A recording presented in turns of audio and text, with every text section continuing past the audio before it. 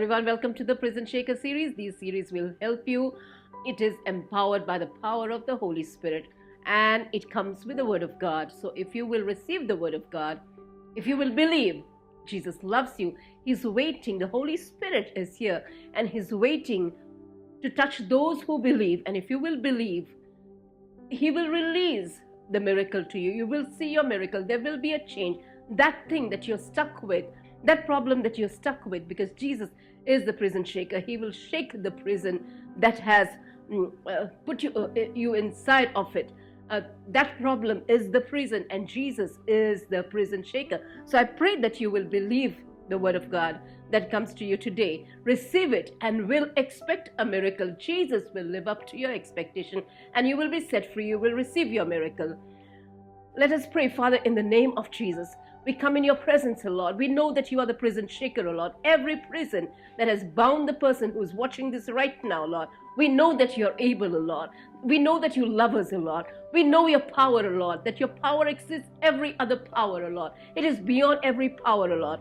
And the person who is watching right now, I pray, will receive the word today. May your word touch that person, because you say your word penetrates our bone and marrow, has the capacity to penetrate our bone and marrow. And Lord, I pray today, may your word penetrate their bone and marrow and bring about a change and repel everything that is not of you, O Lord. Repel every sickness, O Lord. Repel every pressure, every stress, O Lord. Repel every mental health issue, O Lord. Repel, O Lord, everything that is not of you, every sickness, every argument, every division in families, every lack in their lives, Lord. I pray that you will repel it in the name of Jesus. In the name of Jesus, receive the word and you will be set free. Jesus loves you. He is here. His presence is here. Know, acknowledge his presence and give him the honor. Praise him in advance for your miracle and you will see your miracle. So in the Gospel of Mark chapter 7, there is a woman who has a daughter, a young daughter, and who's possessed by a demon. And Jesus enters that place, and he enters the place and he does not want anyone to know about it. But the presence of Jesus is so strong right now. His presence is touching you. His presence is so strong. You will not be able to deny it. I will not be able to deny it. He is here. He is present with his word to touch someone who will believe and who is ready to say, yes, I believe. Today's word is for me and I will receive my miracle. Jesus loves me and he is able to set me free from this problem. So when Jesus enters that place, he enters secretly. He does not want anyone to know. But the woman senses, there is a woman, a Greek woman, and she senses his presence and she comes and she falls at his feet. She falls at the feet of Jesus. Now, when the Bible says something, the Bible can say something throughout a passage or through a line, through a Bible verse, or through even a word. And so here the Bible says that the woman was Greek. Now, why would God allow that to be mentioned? But we should know that God is trying, his heart is trying to say something to us. And Greeks were, if you know philosophy, most of the philosophers, many of the philosophers were Greek. They believe in wisdom, and this is what Paul said. Paul said the Jews believe in signs and wonders and miracles, and the Greeks believe in wisdom. So they want to see wisdom in you, then only they believe in you. And so the Bible mentions that this woman who fell at the feet of Jesus because of her young daughter being possessed by a demon was a Greek, a Syro-Phoenician woman. And who were the Phoenicians? The Phoenicians, if you study, it shows that they advanced with technology in those days, and they were full of ideas, which means they were wise people, they were philosophers, they were full of ideas. So they went by the wisdom. But this woman is so desperate and she is so receptive to the presence of Jesus. She knows, her faith is believing that their wisdom, their advancement in technology, their ideas, they've gone to such a higher level with their wisdom, but that is not working at all. And her daughter is young and sick and possessed, and so she is she does not think twice before setting her wisdom aside, her intelligence aside, because probably her intelligence did not work. Her wisdom did not work. So she is ready to make a fool of herself and fall down at the feet of Jesus, and she says, heal my daughter. And she's not even a Hebrew, and she's not even a Jew. She's not from the group that Jesus belongs to. And so she is an outsider. What is an outsider? Someone who does not belong to that group, who does not belong to the group of Jesus, who is not a Jew, who is not a Hebrew, but is a Greek. And she is probably an outsider. And Jesus refers to her, does not think twice before calling her an outsider. And Jesus says to her, woman, it is not good. The bread is for the children. They need to eat the bread first. It is not good to give it to the dogs. And it's a very harsh statement that Jesus makes. And in making that statement, he tries to say, you are not one of us. You are an outsider. But the woman says, just know that these were Greek people. And the Greeks were, all the great philosophers, Alexander the Great, who was a Greek, Socrates was a Greek, Plato, and Aristotle, all of these who came up with inventions and who were great philosophers, they were Greek. And so our wisdom is at a higher level. They are intelligent people, very intelligent people. But here, Jesus tries to probably play around with her intelligence. And she gives a very good answer. But she's humbled so much in front of Jesus that tells me that she has laid her intelligence aside. And Jesus tells her, this bread is for, heal my daughter, she pleads with Jesus.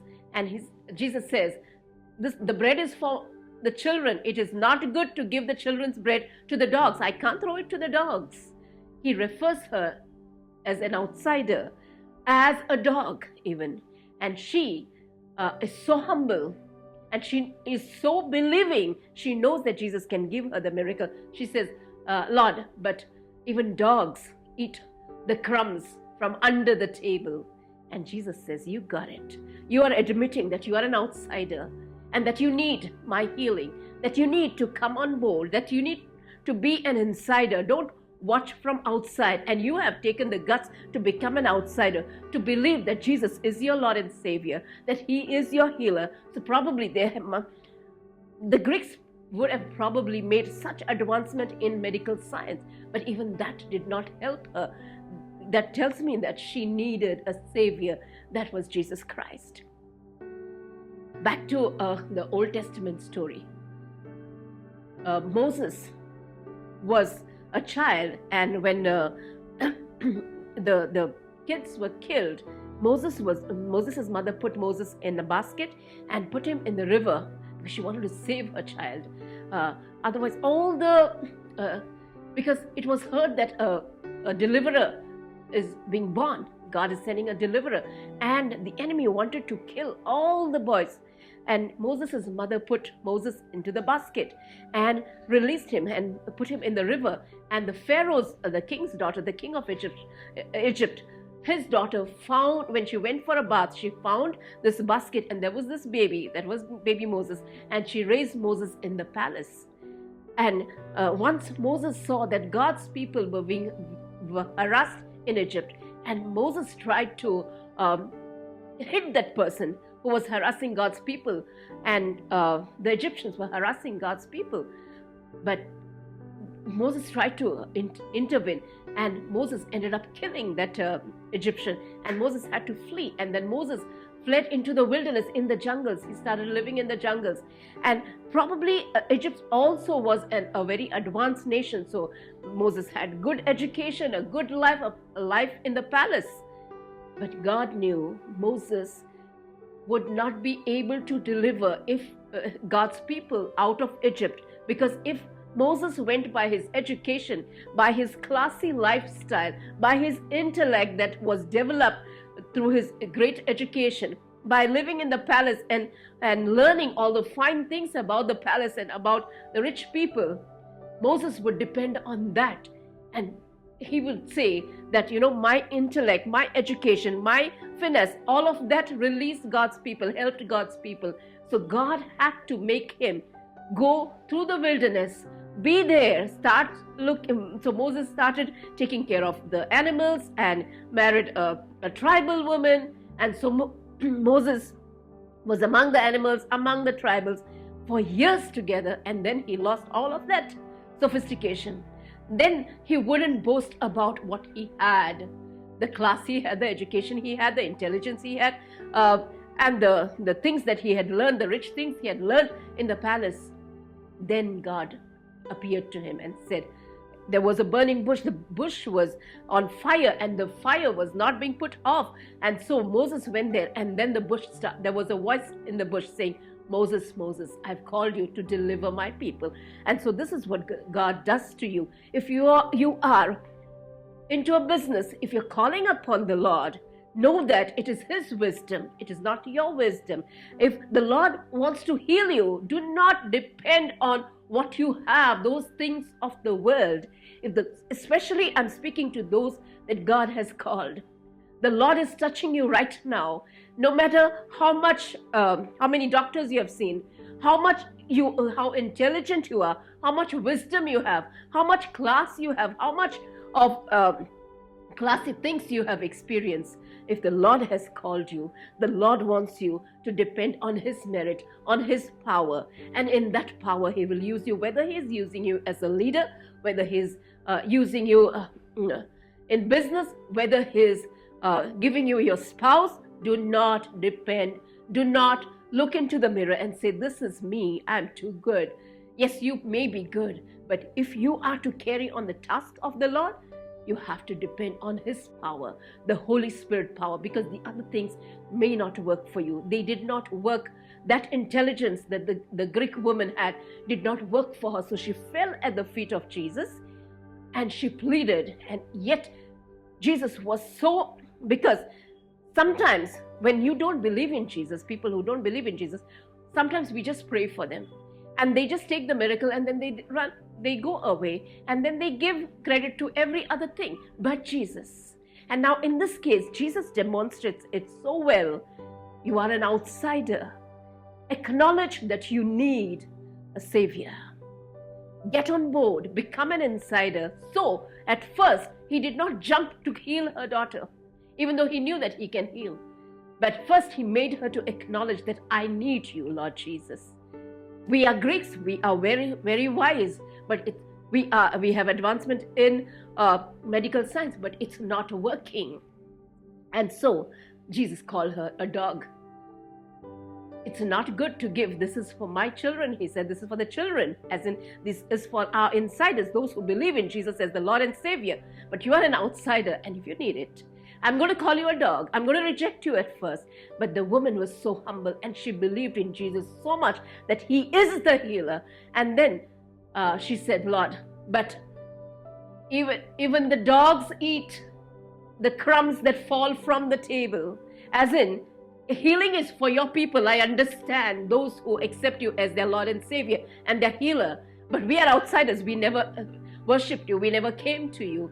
But yet, even little if you throw, like as if you're throwing to the crumbs to the dogs, I will still receive it, because I still believe that there is power even in those crumbs. The Lord is touching you today. I don't know what you're thinking of, whether it is any kind of sickness, like I said, whether you're looking for a spouse, whether you're called to be a leader, whether you are called for business, build it on the power of the Lord. I want to give a testimony. And I don't give testimonies just like that by thinking, but the Lord suddenly reminds me of the testimonies. One testimony is that a friend of mine, she lost her bangle, and she was a Hindu, and one day she called me in the evening, and it was a lot of pressure. She said, I lost my big gold bangle and I'm not able to find it. And I have been to her house. She had many of her gods made of brass and silver. Her house is full of her gods. But for some reason, she wanted me to pray to my God, Jesus Christ, the Lord and Savior. And she was so desperate because it was a big gold bangle. So I told her, Probably it's somewhere. Just look around in the house. Excuse me. And I went and I knelt down. I knelt down. I did not think, probably, I didn't try to tell her, maybe you kept it in a drawer. I did not say anything, but I just went home. I just knelt down and I started telling Jesus, where is her bangle? Help her. And the moment I knelt down, because before that she had told me, see, you're going through this and that. If you're praying so much to Jesus, why are you going through these problems? And I had told the Lord, see, people are criticizing me. I am believing in you. And the Lord said, okay, I will answer. Okay? And because the Lord wanted to show me that you are on the right track. I will answer her. And so I knelt down when she called me to ask, pray for my bangle. And as I closed my eyes to pray, I started seeing a bangle rotating in a bag. So I called her. She called again. She said, did you pray? And I said, yes, I prayed, but looks like maybe it will be in your bag. She said, no, I looked in my bag. It's not there. So I said, look again. Do you have another bag? She said, I have, but I never take it. So she went and she opened that bag. And in that bag, the bangle was there. She called so happily. And here, Jesus showed her that she had many of her gods inside her house. But I knew she came for something, that she wanted me to pray. I didn't tell her I'll pray for you. She wanted me to pray to my God, Jesus Christ, the healer, the Savior, the Lord, my Lord and my Savior. I know that when I pray, when I present someone's case to him, he has the power and he also has the love.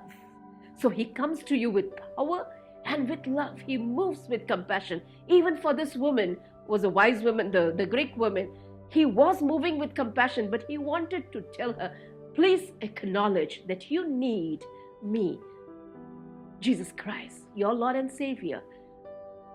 And so what I want to say is,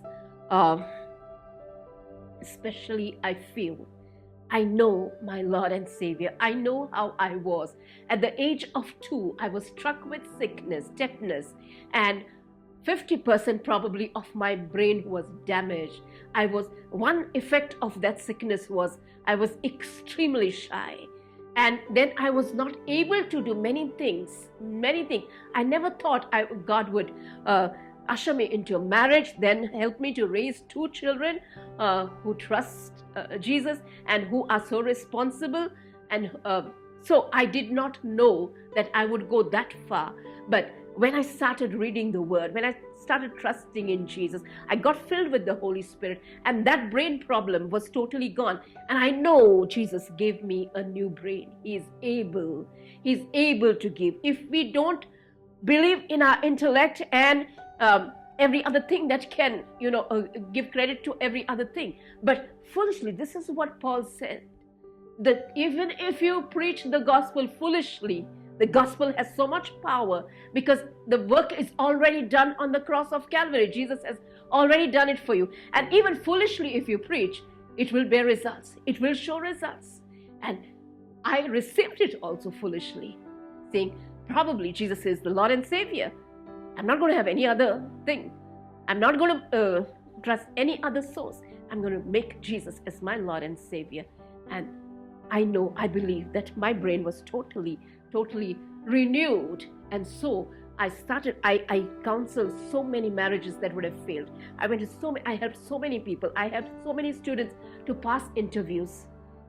With that kind of a damaged brain, probably with extreme shyness, I would not have been able to do. And I feel that there is an anointing to touch mental health issues. This generation, they have accepted everything that the devil has thrown at them, and everything is an idea and concept to this generation.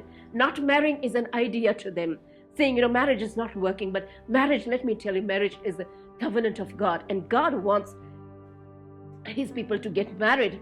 And he said, take dominion and be fruitful and multiply. He wants more children to be born and the generations to continue. So marriage is a covenant of God, and it's not a concept or an idea you feel that you can reject. Secondly, businesses are built. So many businesses are springing up. The Lord's wisdom, Jesus has the wisdom above the Greeks and above every businessman. And he is the one who was with God, when Solomon was asking for wisdom, and Solomon built such a great empire. So if you're called to build businesses, God will give you his wisdom. Don't limit the business to your own wisdom. God will release his wisdom. The Bible says Jesus is the wisdom of God. If you will accept him, he will help you to be a great leader, give you excellence in your studies, in your business, and he will give you the grace and the favor and the wisdom to build your business. Lastly, I want to say that there are many concepts that are thrown to this generation. Like every other sickness has a name. Mental health is such a big concept. There are so many concepts under that, such as bipolar, schizophrenia. It has beautiful names, and maybe they are coming under medical science. But if you are called by God, I would pray that you reject those ideas and concepts, like that Greek woman rejected her wisdom and fell at his feet. And I would pray that you will have the heart to know and recognize the presence of the Lord, which is there right now, to tell you, lay aside all the wisdom. Probably you've gone through the greatest doctors. Probably they have told you these are the very fancy names for your sickness, for your mental issues.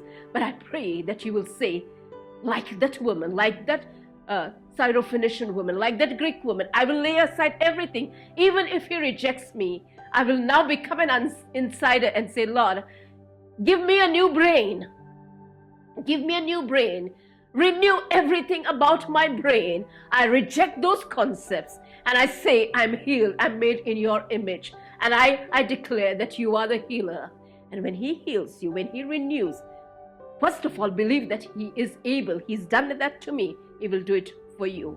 If you will believe, receive the word, believe.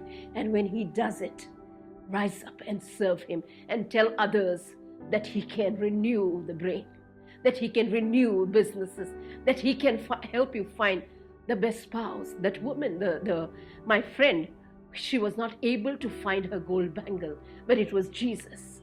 And if there is anything that you're not able to find, whether friends or whether excellence or whether your spouse or whatever you're looking for, the right kind of business, know that he can guide you. He can find it for you.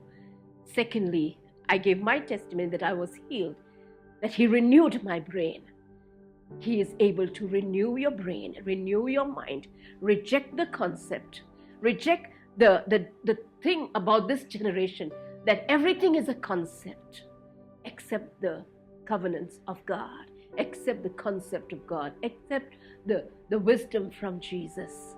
And I pray that you will get ready to receive your healing. Father, in the name of Jesus, Lord, I pray that you will bust every idea and concept that has not come from you. Lord, I pray, send fire from heaven and renew the minds of this generation, Lord. Renew your marriage covenant, Lord. Renew, Lord, people's health, their brain, their blood vessels. Change and heal them, Lord. I pray that you renew their businesses, Lord. May the wisdom of God come upon their businesses. May the wisdom of God come upon their marriages. And may they not be stuck, Lord, like the Syrophoenician woman. And may they humble before you, Lord. May we humble before you, Lord. And when we are stuck, may we come before you, Lord, and say, we need help. In Jesus' mighty name, I pray that you release the anointing for healing, for miracles, for guidance, in Jesus' mighty name. Make the people who are watching, and make those people who are outsiders, insiders, to trust in you, that you love them. Lord, I pray that they come to know the Lord and Savior, which is you, Jesus Christ, the one who comes with power as well as love. And that's a great combination. May they receive that combination. May they feel and may they know your love and your power. In Jesus' mighty name, I pray. God bless you.